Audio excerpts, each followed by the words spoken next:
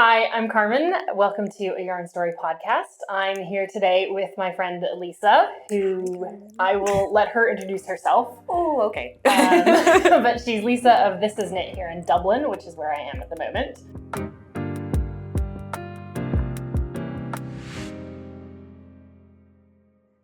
I will introduce myself. Yes. Okay. Carmen knows me very well. How long have we been together in a sort of yarny context? It's been like 12, 13 years. I was going to say 12 or 13 years, yes. So, but you guys, yes, you probably don't have a clue who I am. So I am Lisa. I am co-owner of This Is Knit in Dublin. Our yarn shop is based just 5 minutes from Grafton Street. My mum is my partner in crime, along with basically everybody else that I could gather along the way. We're here literally a stone's throw through the dye studio for Townhouse Yarns, which is over here. We've taken over Jenny's office. So yes, we have. Jenny is my sister. She does the dyeing. Beautiful things. We'll talk more about that. We will indeed. And I've worn a couple of hats over the years. I did organise woolen for the 2 years that that existed. And I teach classes. I go on Instagram and share tips. That's what I do. So we'll dig into all the details of that. We're doing a 2-part episode again. Mm-hmm. So first off, we're going to talk about what we're wearing, what we're knitting, and probably what we want to be casting on, and then we're actually going to do a little Q&A at the end, because it's nice to have another yarn shop owner here for some tips and tricks and some frequently asked questions. Okay, and I'll do my best. I will. So we'll start off with what we're wearing, and actually Lisa's going to have to introduce what I'm wearing because I stole this. Yes. From the desk upstairs, basically. Well, basically, she wasn't in here about 2 minutes before this went over the head, and we all agreed it was like you're very coordinated today. So it absolutely suits you so beautifully. So I can see one of these in your future. That's the what are you going to knit next question. Definitely. But this is the Townie Cowl by So Sue, or Suzanne Summers at So Sue Knits, and it is a brioche and syncopated brioche. Which I'm knitting another version of right here. Cowl that's knit on the bias and has a seam at the back, and it's finished off with beautiful I-cord edges. And it is made from the new yarn from Townhouse Yarns, which is called South William worsted.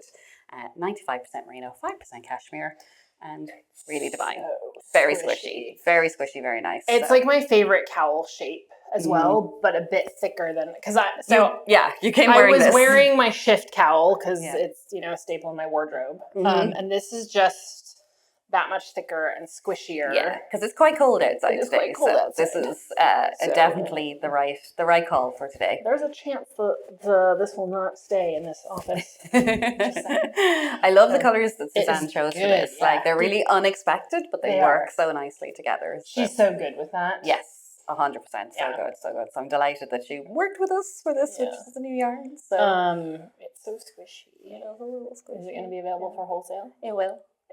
Yes.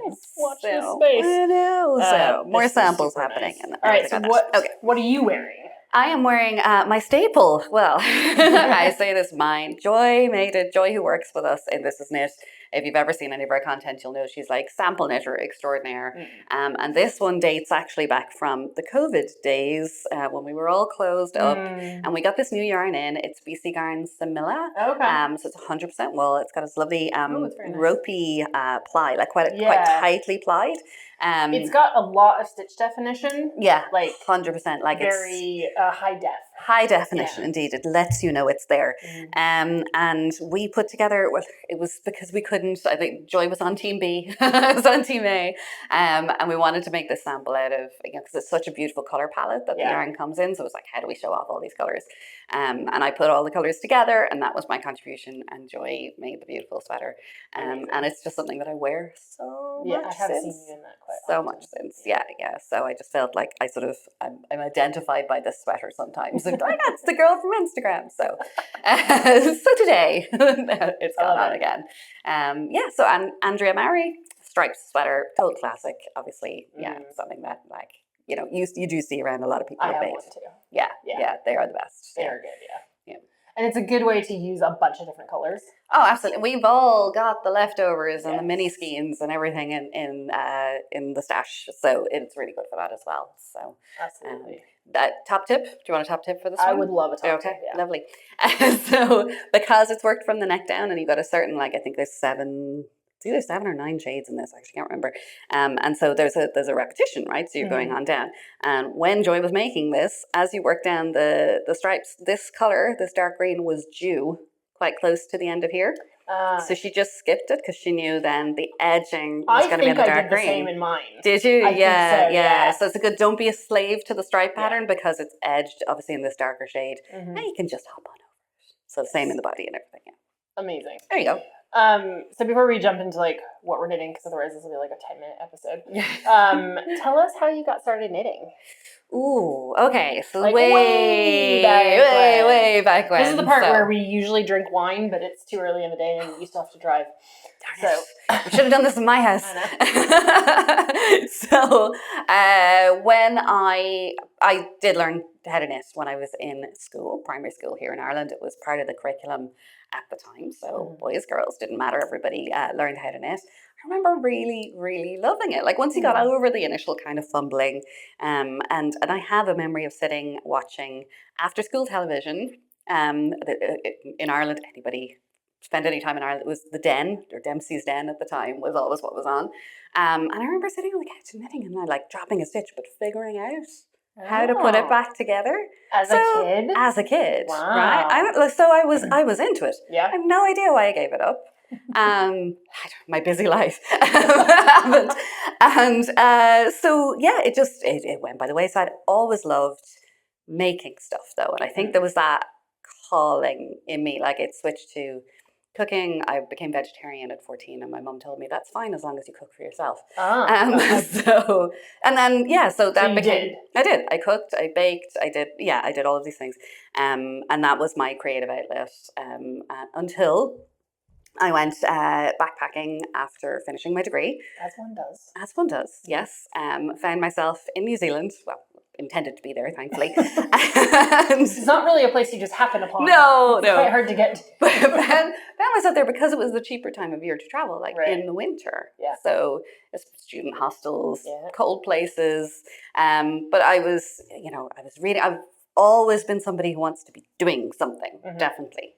I didn't know that about you. No, you don't. That doesn't come across in any way, shape, or form.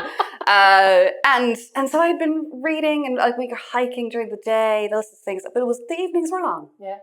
And a number of other people in the hostels, they were crocheting, they were knitting, and I was like, I want to give that a go again. Like that seems cool. And so that was how I got back into it. Okay. We were in a little town in New Zealand. There happened to be 3 yarn shops. Yeah. And I, found I don't think we even had Google Maps in those days. Oh God, I'm dating myself so badly. Google Maps is actually all of the tech that we use on a regular basis is actually pretty new. If you think about it. Yes. The iPhone's only 14 years old. Okay, that's fine. So I can breathe again. Yeah. Anyway, found it and was so nervous. I looked in the window and I don't know why I felt like I didn't belong there in some way, or it was really strange. And I was like, but I really wanted to go in, really. Yeah. And so I crossed the window about 3 times before I went in. And then the ladies were so lovely and they got me started. They gave me the Stitch and Bitch handbook by Debbie Stoller. Absolutely fantastic book for anybody getting started. Obviously, it's a few years old now. And then they gave me navy blue eyelash yarn. And needles, and that was a blessing and a curse because you couldn't really see my mistakes, but I also made more of them because I couldn't really see what I was doing. And so that eyelash yarn. I remember that too. Well, they were saying, look, it was very popular at the time, and I was a young person looking to get started, and so I got into it, and I fell hard. Yeah. So, what did you study at uni? I studied law and European studies. Okay. Did you ever work in that? I did a bit. Okay. So I worked more as a legal secretary while I was trying to figure out what to do with my life. And actually, funnily enough, when I was in New Zealand, I bought a book that said, "What should I do with my life?" And I still have that book. I love it. And things shifted and changed, and for various reasons. Not only the falling hard into the love of knitting, but there was a couple of different life things that happened and just put me on the path towards where we are today. Amazing. So you fell hard for the knitting in New Zealand. Yes. and then you presumably came back to Ireland after your travels. Yes. And how did we go from I like knitting again to I'm opening a yarn shop with my mom? Okay, so when we came back, I say we, sorry, my now husband was traveling with me. I did what sometimes people do, and I followed him back to Limerick, to where we both studied for our degree, and he was doing a PhD there. And I worked a little bit in the legal, and I kind of went, I don't know what I want to do, so I'm just going to hang out here. I can get a job, and but I kept knitting, and I kept knitting. And I had by that time gotten mum back into knitting. She would have made stuff for us as kids, but again, she kind of fell pretty hard. And I think part of it was I was giving her the nice stuff, right? So where were you finding the nice stuff then? So you've gone from eyelash yarn to nice stuff. Nice stuff. So then, in part of my travels in New Zealand, Australia, I was coming across these modern yarn shops, which we didn't have in Ireland. So, there was a beautiful place. I worked in Sydney in a recruitment agency for a while. And I would scurry out the door at lunchtime up to this yarn shop just to commune with the yarn, to pet the Angora and hang out and get ideas. And I'm on a backpacker budget, right? But I picked up things. I made a sweater for my nephew at the time, who was a baby, and I missed him terribly. And he ended up wearing it when he was 3, because that's how big it came out. We've all done that, though, haven't we? Yes, for sure. So anyway, in all the mix of being back at home, being down in Limerick, doing a job that I could do, but I didn't love at all.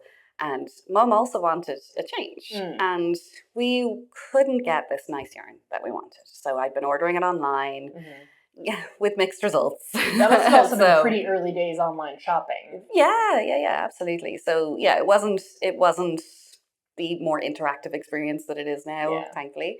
So we just couldn't get what we wanted to work with, and we came up with the idea, well, why, nobody else is doing this, why don't we give it a go? And we could start small and just see how it goes. So so I left the boyfriend behind.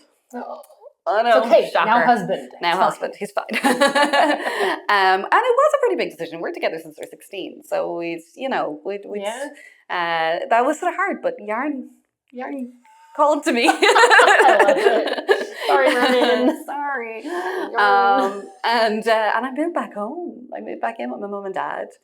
I got a part-time job again in legal circles. And I worked part-time in the mornings, and then I worked on myself and mum setting up This Is Knit, setting up our own website, getting ready to start a market stall, and that was it. We were saying, we'll do the market stall, we'll sell online, let's see where this goes.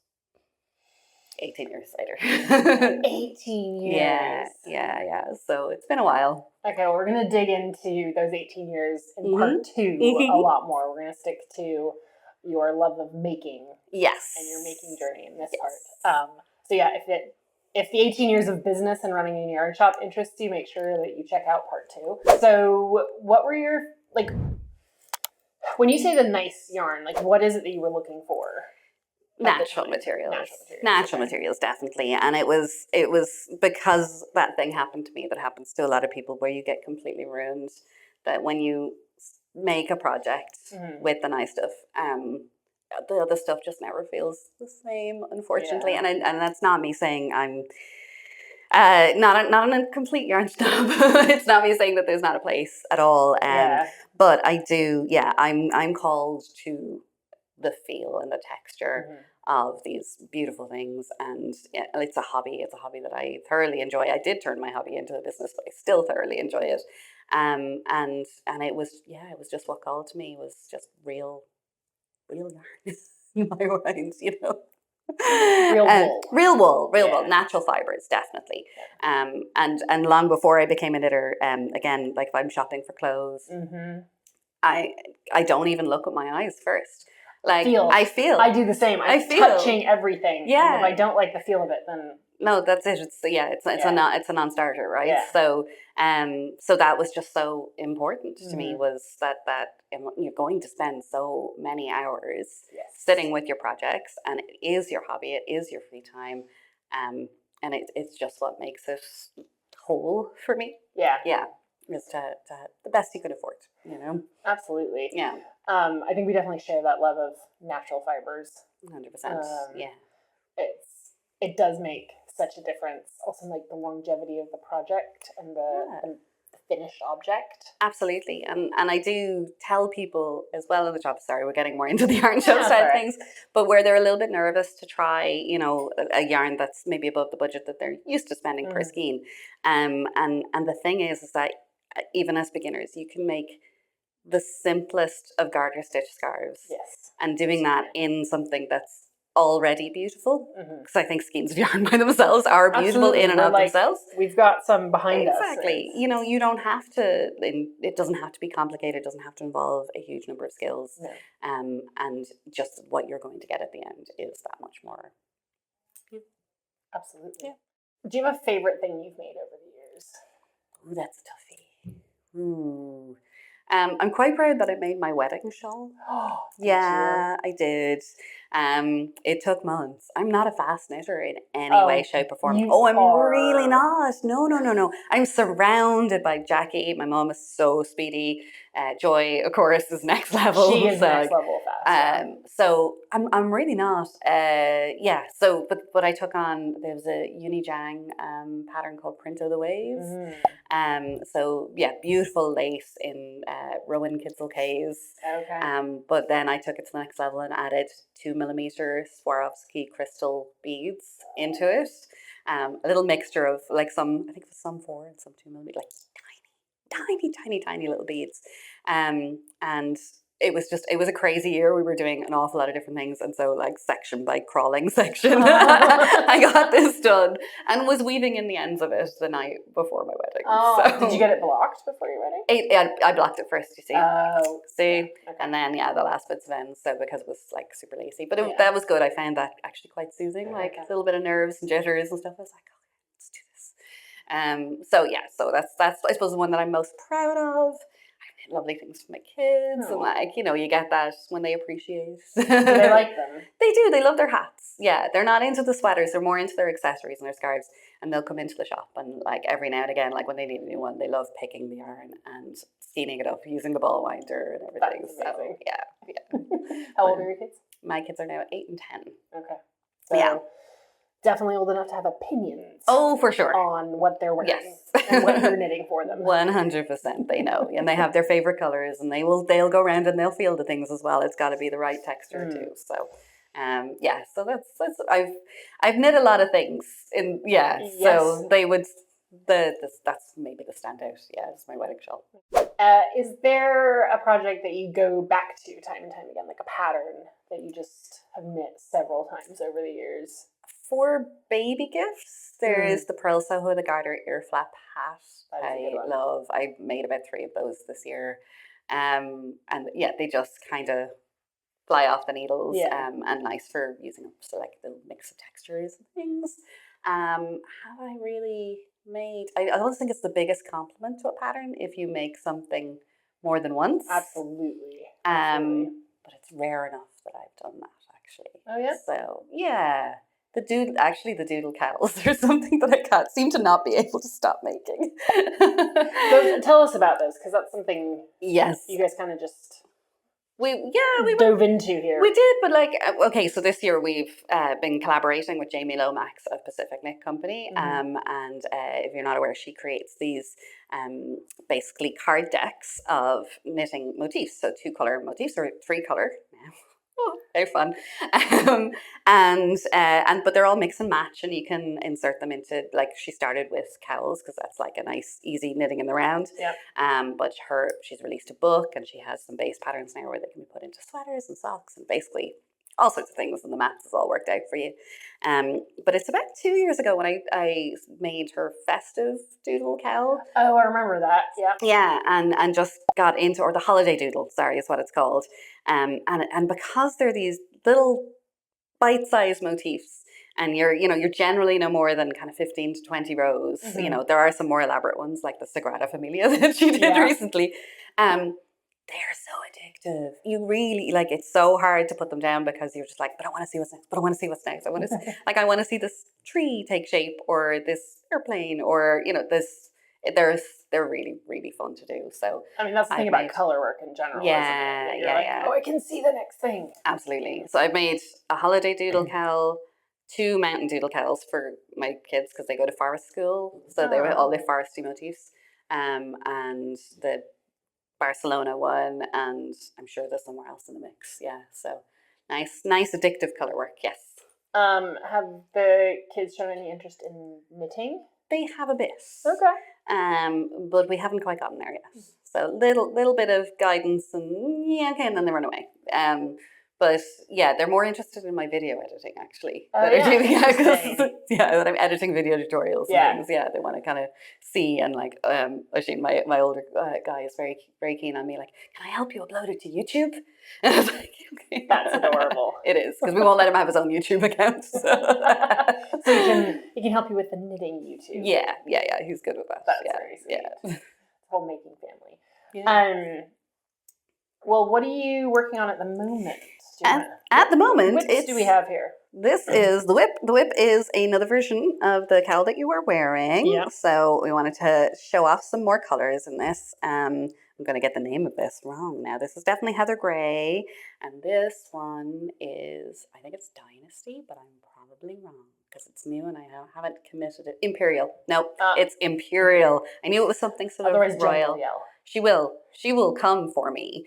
So yes, so it's going to come, it's in the middle section here. So you're switching from regular brioche to syncopated brioche. I don't think I know the difference. See now, right? Tell me. Do tell me. Well, because I have a kind of, this has been mulling, right? Where we have to name things. Well, yes. Right? So we have to give a thing a name, like magic loop. Yeah. It's a technique. But in the shop, and I don't know with yourselves, I'm sure, you say, oh, well, you could do magic loop technique. And people go, oh. Yeah, right? You do. So because it sounds really involved or like, something only advanced. The word magic in there makes it sound mystical, right? Yeah, it does. It does. So people get a little bit scared.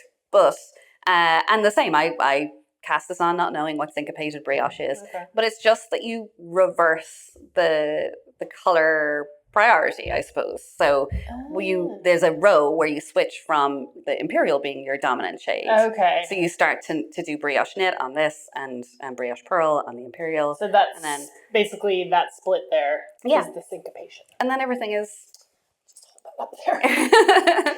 And that's going to fill out and floof. Yeah. Because mine definitely yours is a much looser gauge, isn't it? Than this one. Yeah, sure. Yeah. But I'm quite sure that when I sort of when I sort of stretch it out the blocking, I'm going to get that sort of more dense finish. So. Well, and it definitely, I mean, this looks like it's bloomed. Yes, there will be bloomage.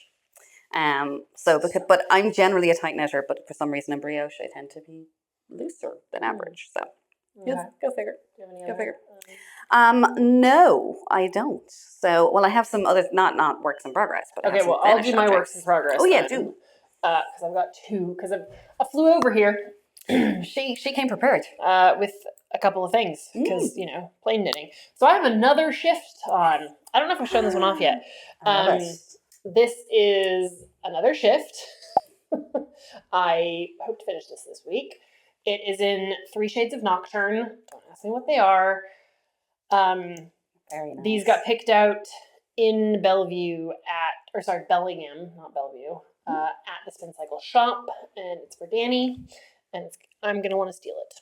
It's really, really nice. I love those teals and golds. They're like really rich next to the umber. And it's doing good things. It is. And there's this one, which is going to come back into play here in a minute. And I'm excited for it because it's just going to... Oh, yeah. It's going to set everything off really nicely.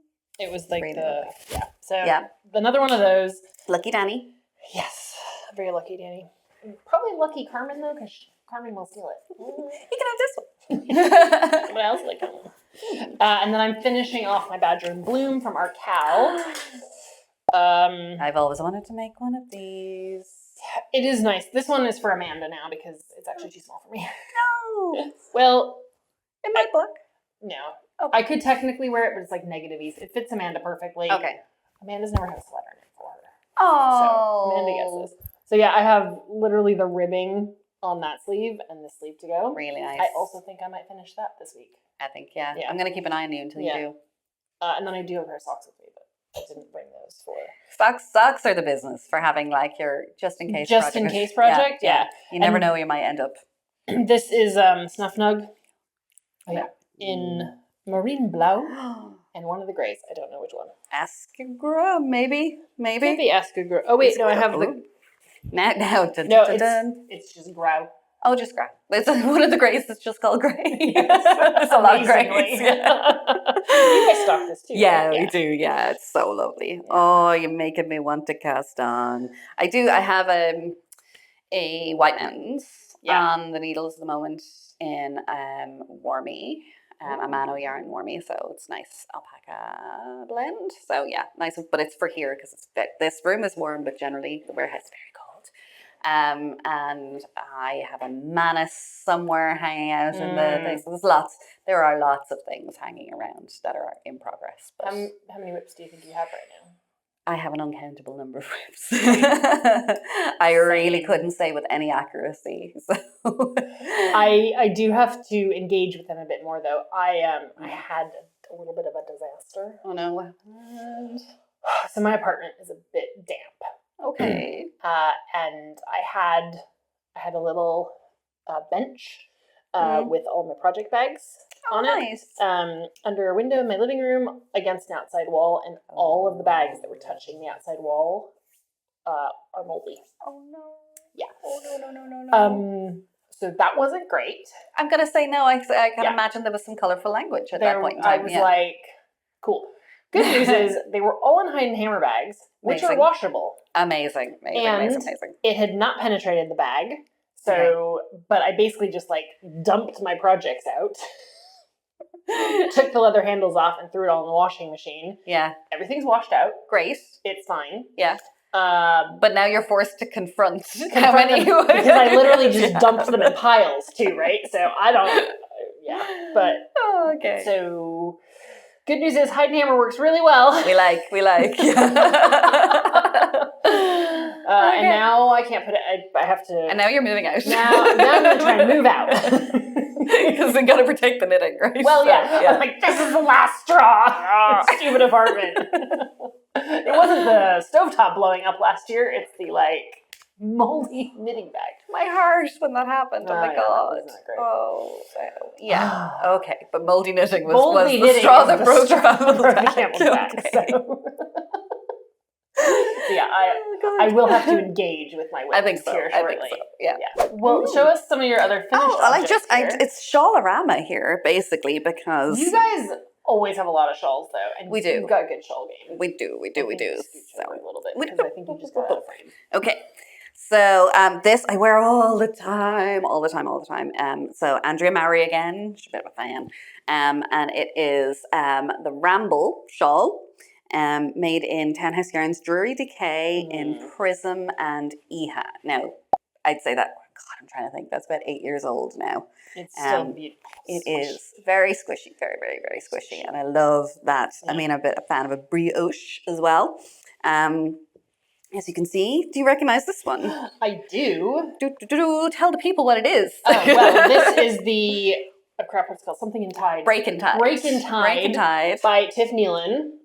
That we ran a knit along for with our iKnit 7 crew. Back in those days. Gotta love the tassel action, I'm gonna say. There's some weighty tassels in there. Yeah. And you can fold it in half and actually wear it more like one of your cowls like this. I wear it a lot of the time that way, yeah. So like that? Yeah. And then so then that's you can actually tuck your tassels under if you want. But do you know what it does? It weights those edges down and it helps it just sit nicely. I like the tassels for that, even if I'm not doubling it. Yeah. Because it's not actually that wide a shawl. It's very deep. Yeah. It's quite deep, but not super long. So it just helps. It does. The guys that stay. Yeah. So I'm a really big fan of a DK weight shawl as well because I'm a cold creature, right? So You there's also some live very in pretty. Ireland. And I live in Ireland. There's some very pretty four-ply and nice things, but yeah, for properly keep the back of my neck warm, DK. So that is Townhouse Yarns. Again, Drury DK. I've got a bit of a theme going on in Occur, and then Malabrigo Rios in Pearl 10. Nice. Yes. Just a side note, Drury DK will be in the shop before this episode airs, actually. It's in the shop now. I should have taken some landscape footage of you shopping the shelves earlier on. You can cut in. So Yes, yeah, okay. I might have just said, "Oh, I think we need that in the shop," and then I was like, "You don't need this on your shelves. I need it on mine." It's all good. We can buy more. It's all good. And then the last one, more shawl action, is because we do a podcast. Sometimes we do a podcast, and this is it, and then like life takes over, or this year has taken over with the development of Ulf here. But at Christmas last year, I asked the viewers, could you help me choose colours for my artist shawl? And then it got finished in August. Love it. But it is very pretty. It is really, really nice. And what yarn did you use? This is a yarn from the lovely ladies at La Nevendole, which is an Italian yarn brand, where they produce yarn to rare Italian breeds, and then they dye it themselves, and they have a lovely story. To Stefania and Julia, are just fantastic people. We saw them briefly in Barcelona over the last weekend. And yeah, this is the artist shawl by Moonstruck Knits, and I'm very taken by it. It's just the motifs. It is really pretty. And this is a lighter weight. This is a fingering weight, yeah? It is, yes. So the shawl, actually, I've gone the opposite way, where it's actually intended for DK weight yarn, and I went lighter with this one. Yeah. But it's a woolly yarn, like it feels quite warm. Oh, it is. It's nice. Yeah, definitely. I quite like this in the lighter weight yarn. I've seen a few DK weight ones. They are like you big enveloping shawls, which I am generally a fan of, but just this called to me that color combination for this year, for this project. How nervous were you having viewers choose your colors? Well, to be fair, it was two color palettes that I was like couldn't really choose between, so I just delegated that. So, but it came out good. It's beautiful. Yeah. It's absolutely beautiful. So happy with that. One of the, I don't want to say nicer ones I've seen, but more me. There you go. I've seen. I think we've got some similar palettes going on, don't we? Yeah. Yes. So very nice. I'm happy with that. There was 7-stitch I-cord edging on that. 7 stitches? 7 stitches. Yeah, so that involved a lot of Netflix. But it was How long did that take you? Oh, about 3 nights. Yeah, it was a commitment, but I was like, I've come this far. Yeah. Yes, it's happening. Finish it off. Yeah, damn straight. If you have like one principle of knitting or like tip for people, one? Well, one? Just like a favorite nugget that you like to tell people. I think that it's, if you like the project enough, you'll find a way. Like, to not be intimidated. I've seen people come through the shop where, like, they have only very recently started knitting and just decided, and they fall in love with something and they say, I really want to make that. And once you go into that with the right attitude, there's absolutely no reason why you can't do it. So I knew there's a reason we're friends. It's the same thing I say all the time. Like, don't start. There's no like, you have to do this first and this first. Like, find a project. Curriculum. No set curriculum. Find a thing you're really interested in, and then you will make it happen. You absolutely will. Yeah. And then the sidebar of the Frankenswatch is what we call it. Yeah. So it's just, and this is something that I did way back when I was like backpacking and everything. Is like I was working my way through a curriculum of sorts in the Stitch a Bitch handbook, but I would come across something that I was like, whoa, in that moment. And I just had some spare yarn and needles, and I would practice it on that until I was like, okay, I get what you mean now. Then take it back to that project. That's a good idea. Yeah, it was to take the stress, take the pressure out, because if you're newer to it and you've committed so much and you've knit this far and you're stressed about dropping stitches, and drop stitches aren't that much of a big deal either. But just taking it out and going, this like mangled thing in my project bag, it's intended for that. Practice on that and then come back Oh, to I your love that. product. That's a really good idea. Yeah. Also, it's like fewer stitches, right? Oh yeah, Because exactly. if you're yeah. trying something over, I don't know, 300 stitches on a shawl or a sweater. And you get to the end of the row and you're like, I have 297. Yeah. You know, Why didn't this work out? Yeah. We've been there. Oh, yeah. Ask us how we know. Yeah. So yeah, that's okay. That was more than one tip, but it was. No, but they're intertwined and they're good. And yeah, I agree wholeheartedly. There you are. Reason why we're friends. Reason why we're friends, yes. Okay, let's do a little bit of Q&A because we collect Q&A sometimes. Okay. And we haven't answered any questions in a while. So challenge. And I think this is a good one. Bring it up. How to support your local yarn store? Ooh, okay. I'm going to take this out of the shopping with them context because I mean, okay, there's one. Buy things from us. And that's really nice. Very much appreciate it, guys. But there is a sharing what they're up to, you know. And so if you aren't going to, you're already participating in it along, well, you can't do that when you've got fiber friends or an audience of people in your online sphere. Sharing that is magnificent. And by the way, sorry to put it in context of like supporting your local yarn stores, because small businesses, my God, we put our heart and soul into this. We really do. And they do mean so much to people. Having that center of community and having that place where you can go, you can feel the yarn, you can get the tips, you can get that advice and encouragement. So it's vital, and especially with, there's so many challenges in the world right now, macroeconomics, things that are completely beyond our control. So please do share what they're up to. If you're making something from the yarn that you bought from there, don't be worried about getting the exact right picture or anything like that. Put it up on social media. You never know where you're going to inspire people. Of knitters. Exactly. Just show your friends, or I love when customers send us an email with a photo and then say, please feel free to use this. Yes. And 100%. And if you don't want us to use it, that's fine too, but we love seeing what people have made. We love seeing what the yarn grows up to be, right? Yes. Absolutely. So that is wonderful. And definitely some mornings we come in here on a Monday morning and somebody's just left a really nice note. Yeah. Or they put it in with their online order, a little note and things. And it's those things, that feedback that keeps you going. But also, let's talk about feedback, right? So, because there are some people that are amazing supporters of of our shops, and might be nervous about telling you if something's gone wrong, right? But do tell us. Yes, please do. Yeah. So it is a gift, framed in a constructive way. Yes. If something hasn't quite been up to par, we do want to know about it because we can't do anything about it. If we don't know, then we can't do anything about it. Yeah. I'm going to add to the support is reviews. Yes. So especially, you must have a TripAdvisor page.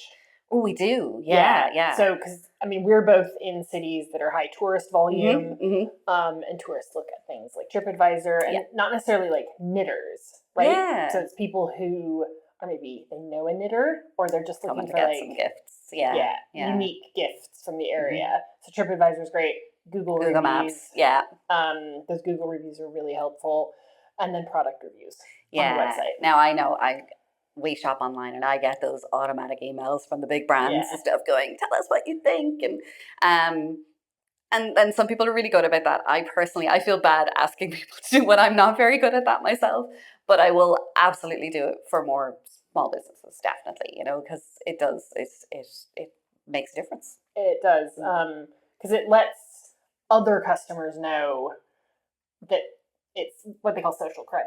Yeah. Right? Yeah. It's like getting a recommendation from a friend that you don't know. And you trust other users more than you trust the person trying to sell you something. Right? Look, we sell yarn, right? So that is it. And I can say, or I can genuinely tell you that I know you're the same. You sell yarn that you're enthusiastic about, that you've tried, that you love, right? But we all can get a little cynical sometimes. Absolutely. And you're not necessarily going to take the business owner's opinion or feedback on that. A lot of you do. That's amazing.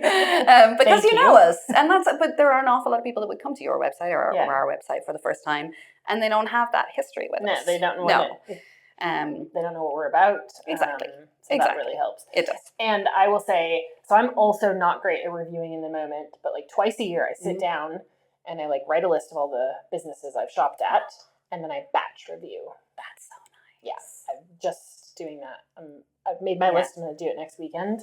I really like that because like I do find I get so many emails in a day that I'm just like, I can't get distracted by that. But that's a lovely way of just taking those good intentions and because I can't. I can't ask for them if I'm not giving them out either. Absolutely, absolutely. Okay, follow Carmen's lead, people. She knows what she's at. So, what are the benefits between knitting in the round and knitting flat? Ooh, benefits. Okay, so why would you choose one over the other? Okay, so I find now, obviously, so many patterns are designed for knitting in the round. Yes, that is definitely the trend. That is definitely the trend, and I am fully on board with that. I knit from the top down all the time. Love like minimizing finishing as well, but there are times when I'm a little bit nerdy about this, and I do quite like sewing up and kind of giving advice to people on how to tackle that, because there's an awful lot of people where they've done all the knitting. Yeah. I mean, we hear about this all the time. And the pieces sit in a bag in the corner of a room and the project never gets finished. Yeah. Like, they're like, I've done the fun part. It's not really about wearing the thing. And it was, so it was just like a little piece of advice to share, because obviously the lure of the next cast on is so much more attractive than the sewing up of the pieces. And a way of overcoming that, just in case you've got something that's sitting in the background, it's to do one seam a night. Okay. Oh, okay. So you finish off knitting your project, all your different pieces, and then you say, "God, that's all that yarn. It's ready," or "I'm going to go to the yarn shop. I'm going to get more." But what I'm encouraging people to do is go ahead and cast on. Yeah. Right. Start that new project. Scratch that itch. Right. But the next night, do one seam of that project, and then go sit down and do your knitting. Nice. And then do one seam, and then 10 days later, rather than 10 years later, you actually have your finished item. And I love that too, because you finished your pieces, you can go block them, because I always block before I seam. Yes. So you can go block them and then cast on something new while it's drying. While it's drying, yeah. So it's just a little philosophy for, getting over that hump and basically tricking your brain, essentially. I love that. But also a nice side effect is that if you're going to go and do just the one seam, you're not going to rush it. It's going to be neater. Yes. It's going to turn out nicer, because you're not, I've been there, you're like, my neck is sore, bending over this thing, the light is fading, and you kind of you don't do justice to the knitting that you've done. Very true. So that is my top tip on seaming. I love that. And I would say that between, there is a really good reason the patterns have seams. Yes. We're on a trend of seamless, top down or bottom up. But it doesn't actually work that well for all types of bits. Absolutely. And garments and sizes. Yeah, there's a structure a seam gives. Yeah. So don't shy away from seamed patterns. They can be really wonderful. And the designers know what they're talking about. They do generally speaking. Yeah. Especially for, I'd say, larger sizes. Like I find for myself. Yeah. When things start to get really heavy, the fabric just can pull a bit too much. Yeah. And the seam keeps that together. I have a disaster to share. Do tell. Disaster. So one of the earliest knit-alongs, we were still in the Blackrock market, I think, and myself and Aileen, who was like our first ever employee, made these top-down t-shirts out of, I think it was a cotton viscose blend. Oh, I see where this is going. And do you? So, but top-down, and it had this lace panel right the way down the front. So beautiful, summery, and we made the matching ones. I still have a picture somewhere of the two of us standing proudly. But that lace panel never stayed straight. It, as you wore it, because there was no seam, there was no breaker point, and when you're knitting in the round, you're knitting in a spiral. Yes, it's not. So every time I wore it, I had to keep shifting the hem back around to stop everything from biasing off. And there are ways you can put in faux seams. There's ways but in my early days I didn't know that. So yeah, just sometimes there are reasons. There are. Yes. And don't be scared of seams. No. I think that's a good place to end part 1 of our episode. Thank you so much for watching. Thank you, Lisa, for being here. Always fun. Don't forget to like, subscribe, and share us with your friends. And we'll see you next time for part 2. See you then.